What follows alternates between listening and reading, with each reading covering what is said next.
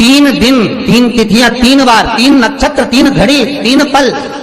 जिसमें बाबा शूल भी धारण करते हैं। और शूल अकेले धारण नहीं करते महाराज, जो धतूरा होता है ना, दर्शन करें धतूरे के, कांटे कांटे सा होता है धतूरा, तो वो धतूरे के साथ में बाबा शूल धारण करते हैं, बेलपत्री के शूल को। ये बहुत बहुत आनंदमय कथा है महाराज जी, जिसके जीवन में हमेशा कांटे ही मिले हैं। बेटी बड़ी हुई तो घर में मायके में दुख देखा, और मायके से गई ससुराल में तो ससुराल में दुख देखा, ससुराल में भी दुख देखने के बाद में भी पति को बहुत कुछ काम खुलवाया, बहुत धंधे खुलवाए, नौकरी लगवाई, पर वो पति बार बार छोड़ कर आ गया, बार बार तकलीफ भोग रहा है, बार बार कष्ट भोग रहा है। फिर थोड़े दिन काम करता है, थोड़े दिन छूट जाता है, फिर व्यापार में बढ़ता है, फिर छूट जाता है, फिर कोई दुकान खुल गई, थोड़े दिन अच्छी चली, फिर वापस वहीं घर पर आकर बैठ गया, अर्थात उसके जीवन में वो शूलता चल रही है। तो बाबा देवाधिदेव महादेव कहते हैं, ये 3 घड़ी, 3 पल, 3 नक्षत्र, 3 समय, 3 दिन में जो शूल मुझे समर्पित करता है, उसके जीवन से मैं शूल हटा देता हूं। वो 3 दिन लिखे स्कंद पुराण में। महाराज, बैसाख महीने में जो प्रदोष आती है, बैसाख के महीने में बहुत ध्यान से सुनना भाई, जो अपनी जिंदगी से बहुत तंग आ गए हो, परेशान हो गए हो, कष्टमय जीवन जी रहे हो, बहुत दुखी हो गए हो, उनके लिए ये स्कंद पुराण का चरित्र फिर मिले ना मिले, आप प्रेम से सुनिए भाव से। पहला, बैसाख महीने की प्रदोष, चाहे वो शनिचरी प्रदोष हो, चाहे रविवार की हो, सोमवार की हो, मंगल की हो, बुधवार की हो, गुरुवार की हो, शुक्रवार की हो, शनिवार की हो, कोई भी वार की हो, पर बैसाख महीने की प्रदोष, प्रदोष काल में शाम का समय सूर्य डूब रहा हो, बस डूबा ही हो, और उस समय पर सूर्य के डूबन के तुरंत बाद बाबा को धतूरे के साथ में बेलपत्री ना चढ़ाते हुए बेलपत्री के वृक्ष के 7 कांटे बाबा के शिवलिंग पर समर्पित करे जाते हैं महाराज, अपनी जिंदगी में अड़चनों को हटाने के लिए। फिर आप जिस व्यापार में उतरे, जिस व्यवसाय में उतरे, जिस नौकरी में उतरे, आप दिल से करें, आपको तरक्की मिलेगी। आप हार नहीं सकते, नीचे नहीं आ सकते, उन्नति पर ही चढ़ेंगे। एक वैशाख मास की प्रदोष, दूसरा शिवरात्रि के दिन मध्याह्न का समय महाराज, जो बड़ी शिवरात्रि होती है माघ की, बड़ी शिवरात्रि के अंतर्गत मध्याह्न का समय, दोपहर के ठीक 12 बजे, चाहे फिर वो कोई भी दिन हो हमारा, शिवरात्रि जिस दिन पड़ रही हो, उस दिन भी धतूरे के साथ बाबा को 7 कांटे बेलपत्री के वृक्ष के समर्पित होते हैं महाराज। इसमें आप ये वाले जो कांटे हैं, जो शिवरात्रि के दोपहर 12 बजे वाले हैं, अगर कोई मदिरा पीने वाला हो, व्यसन में डूबने वाला हो, कोई जुआ खेलने वाला हो, कोई गलत वैश्यावृत्ति करने वाला, या अपने मार्ग से विचलित कोई व्यक्ति है, उसके लिए भी ये कांटे बहुत काम आते हैं महाराज। दूसरा, पार्वती तेरे द्वारा तेरे नयन अश्रु से जो प्रगटा हुआ बेल का वृक्ष है, द्वितीय शूल मैं वहां धारण करता हूं। तृतीय शूल, तीसरा शूल जो वर्णन करा गया महाराज, भगवान श्रावण के महीने में जो भी दूसरा सोमवार पड़े, जो भी पड़े, श्रावण के महीने का जो दूसरा सोमवार होता है, उस दूसरे सोमवार में रात्रि के समय पर, अर्थात शास्त्र अब घड़ी और पल का स्मरण करेंगे तो रात्रि के बजेंगे 10 से 12 बजे महाराज, 10 से 12 के बीच में धतूरे के साथ बाबा को शूल समर्पित होता है महाराज। ये भी हमारी बाधाओं को, हमारी तकलीफों को, व्यापार व्यवसाय के लिए, नौकरी सर्विस के लिए, बहुत सारे एग्जाम में आप बैठ लिए, गवर्नमेंट एग्जाम के लिए बैठ लिए, नहीं हो रहा, ये 3 बार मेरे शंकर को बेलपत्री के वृक्ष के शूल समर्पित होते हैं, उसका आनंद पाना और उससे अपने को सुख प्राप्त करना। कि बाबा भोलेनाथ जी के नयन अश्रु से जो प्रकट हुआ वो रुद्राक्ष का पौधा है, माता पार्वती के नयन अश्रु से जो प्रकट हुआ वो बेलपत्री का पौधा है, और उमा और महेश, जिस महेश के वंशज हैं महेश्वरी, जिनकी 12 खाम प्रगटी है भगवान महेश के द्वारा, वो महेश और उमा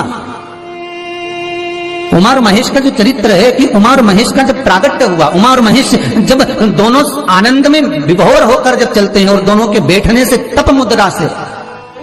जो पौधा उत्पन्न होता है वो शमी का पौधा है, शमी का पौधा। तो एक बात ध्यान रखिए, शिव जी के द्वारा जो निर्मित हुआ उसमें कोई शूल नहीं है, उसमें कोई कांटे नहीं है। पार्वती के द्वारा जो निर्मित हुआ बेलपत्री का पौधा, उसमें कांटे हैं, और पार्वती के मिलन से भी जो उत्पन्न हुआ है शंकर के साथ में, उसमें भी कांटे हैं, शमी के पौधे में भी कांटे हैं, शमी के वृक्ष में भी कांटे हैं। तो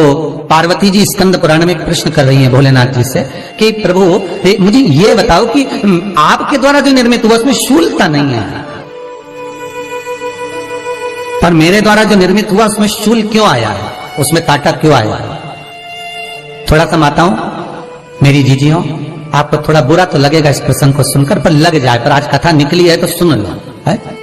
सब्सक्राइब करें हमारे चैनल मनोकामना पूर्ति उपाय को, बेल आइकन दबाएं ताकि आप अपडेटेड रहें हमारी हर एक वीडियो कि से। शिवजी जिस रुद्राक्ष को उत्पन्न कर रहे हैं उसमें शूलता नहीं है, पर पार्वती जी जो संग में मिली हैं उसमें भी शूलता है, और पार्वती के द्वारा जो प्रकट हुआ बेलपत्र उसमें भी शूलता है। तो भगवान महादेव बोलते हैं, पार्वती मैं तुझे कुछ कहूं और कहने पर तुझे तेरे हृदय में कोई बात चुभे, शूल लगे तो मुझे ठीक नहीं लगेगा। नहीं नहीं नहीं, आप कहिए प्रभु, मैं सुनने के लिए तैयार हूं, आप तो बोलो कि कारण क्या है। भगवान कहते हैं, पार्वती बस अंतर इतना है, नारी का जो स्वभाव होता है, स्त्री का जो स्वभाव होता है, उसके हृदय में छोटी छोटी बात के शूल बहुत होते हैं। जेठानी ने यह कह दिया, देवरानी ने यह कह दिया, तुम्हारी मम्मी ये बोल दी, तुम्हारे पापा ने यह कह दिया, तुम्हारी बहनों ने यह कह दिया, तुम्हारे भाई ने यह कह दिया, तुम्हारे रिश्तेदार ने यह बोल दिया, ये नारी के भीतर ये शूलता रहती है। तो पार्वती जी बोली कि जितना तप आपने करा उतना तप मैंने करा, और जितनी साधना आपने करी उतनी साधना मैंने करी, और जितना आराधना दिल से आपने करी उतनी आराधना दिल से मैंने करी, फिर इसमें शूलता कहां से आ गई? भगवान शिव बोले, बस पार्वती बात इतनी सी है कि जब मैं आराधना करने बैठता हूं तो मेरी दृष्टि में सम्मुख में कुछ नहीं होता। जब मैं आराधना करने बैठता हूं तो मेरी दृष्टि में मेरे सम्मुख में कुछ नहीं होता कि कौन ने क्या करा है, कौन ने क्या बोला है, कौन क्या कर रहा है, उससे मुझे मतलब नहीं होता, उससे मुझे कोई मतलब नहीं। पर पार्वती जब तू आराधना करने भी बैठती है ना, तो तेरी चित्त वृत्ति में कहीं ना कहीं किसी ना किसी रूप में कोई शूल आ ही जाता है। कई माताओं की आदत देखी साहब, भगवान की सेवा करने बैठी है तो भी भीतर थोड़ा सा शूलता भरी हुई है। महाराज बताओ, इतने सारे भगवान इकट्ठे कर लिए, मैंने बोला था बहू से कि वहां रख लेती है, बताओ इतने सारे यहाँ पर लाकर रख दिए हैं, अब इसकी सेवा करना पड़ रही है, अब ये करना पड़ रहा है। प्रसाद लेने के लिए रसोई घर में गई, भगवान का भोग लगाने के लिए, तो उसमें भी शूलता आ गई। इतने घंटों से मैं सामान ढूंढ रही, फ्रिज में मिल ही नहीं रहा, मैंने रखे गई थी, भगवान जाने कहां चले गए। भगवानों को वस्त्र पहना रही है तो शूलता है। अलमारी का ड्रॉज खोला, इसमें मैंने सामान रखा था, ना जाने भगवान का श्रृंगार कहां चले गया, कौन ने हाथ लगाया, फिर शूलता आ गई। भोजन करने बैठे तो शूलता है, कोई कार्य के लिए जा रहे हो तो शूलता है। अर्थात कहीं ना कहीं नारी के जीवन में शूलता बनी हुई है। और पार्वती जब तुम भजन करो, तप करो, साधना करो, भक्ति करो, उसमें शूलता नहीं होना चाहिए। पार्वती जी ने कहा, भोलेनाथ तो क्या आप मुझे स्वीकार नहीं करेंगे बेलपत्री के रूप में? क्या मुझे स्वीकार नहीं करेंगे शमी पत्र के रूप में? पद्म पुराण, स्कंद पुराण, लिंग पुराण, नर्मदा पुराण और शिव महापुराण, ये सारी पुराणे वर्णन करती है। पार्वती जी का खंड आनंद वर्षित कर रहा है, वर्णन कर रहा है, पार्वती खंड वर्णन कर रहा है, सती खंड वर्णन कर रहा है, उमा सहिता वर्णन कर रही है। ये कहीं जाकर मत कहिए कि आपको तकलीफ क्या है, ना रिश्तेदारों से, ना नातेदारों से, ना कुटुंब से, ना कबीले से, ना अपनों से, किसी से नहीं कहना कि दुख क्या है। बस इतना करना कि किसी मंदिर में अगर पूजन करने जा रहे हो, आप जिस पाठ को कर रहे हो, जो पाठ आप करते हो, हमें ये भी नहीं कहना कि तुम शंकर का पाठ करो, हम तो ये भी नहीं कहेंगे कि शिव कवच करो, हम ये भी नहीं कहेंगे कि हम बताएं वाला पाठ करो। तुम तो जो पाठ करते हो, तुम जो स्मरण करते हो, जो तुम मंत्र जाप करते हो, जो तुम नाम जाप करते हो, तुम्हारी मर्जी, तुम जो जपते हो, बस उस जप के समय पर कटोरी में, गिलास में, तांबे के पात्र में, पंचपात्र में जल हो, और उस जल का आचमन, उस जल का सींचन दुकान पर, घर पर रोज करना प्रारंभ कर दो। आधे से ज्यादा तुम्हारी तकलीफ, आधे से ज्यादा तुम्हारा कर्जा, आधे से ज्यादा तुम्हारा दुख तो भगवान यूं ही समाप्त कर दे। यूं ही हम जल कौन सा सींचते हैं भगवान, अपनी दुकान पर पानी कौन सा छोड़ते हैं, अपने घर पर जल कौन सा सींचते हैं? जब मटके में से भरकर लिया है, कुंड में से भरकर लिया है, अपने घर में नल में से भरकर लिया है, और वो पानी लाने के बाद में अपन सब दूर छीट दिया। अपन वो वाला पानी कभी नहीं छीटते जो रखा है, जो आराधना के लिए रखा है, साधना के लिए रखा है, जो भगवत स्मरण के लिए रखा है, हमने वो नहीं छीटा। हम तो भर कर लाए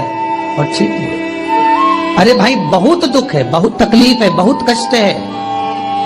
कहीं मत भटको। जिससे तुम्हारी अच्छी पटे उसका स्मरण कर कर, उसका भजन कर कर, उसका कीर्तन कर कर, उसका नाम जाप कर कर। हम तो ये भी कहते हैं कि तुम जो भजन कर सकते हो, तुम जो स्मरण कर सकते हो, तुम्हारी चित्तवृत्ति में जो आता हो तुम वो करना। हम भी बताएं तो भी मत करना। तुम्हें अच्छा लगे तो करो, नहीं लगे तो तुम जो कर रहे हो बहुत अच्छा करो, तुम उसको जप। तुम्हारा जपना, तुम्हारा स्मरण करना, तुम्हारी भक्ति का भाव प्रकट करना, बस दिल से मन से जो तुम्हारे मन में आ जाए भगवान को वो कह दो, भगवान से वो जाकर निवेदन कर दो,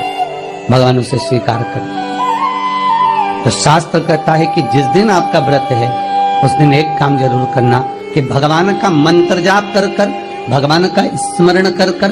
कटोरी में जल लेकर, पात्र में जो जल रखा हो, पूजन पाठ करते समय, स्मरण करते समय वो जल का पान अवश्य करें, उस जल का पान अवश्य करें। तो जल को अवश्य, क्या होता है जल का पान करने से? शिव महापुराण की कथा कहती है, चाहे आप हनुमान चालीसा पढ़ें, चाहे आप राम रक्षा स्तोत्र पढ़ें, चाहे आप देवी कवच करें, चाहे आपकी मर्जी पड़े, जो पाठ पूजन करें, बस एक निवेदन है, पूजन पाठ करते समय एक कटोरी में, तांबे के कलश में, एक गिलास में जल अपने नजदीक में जरूर रखें। क्या होगा उससे?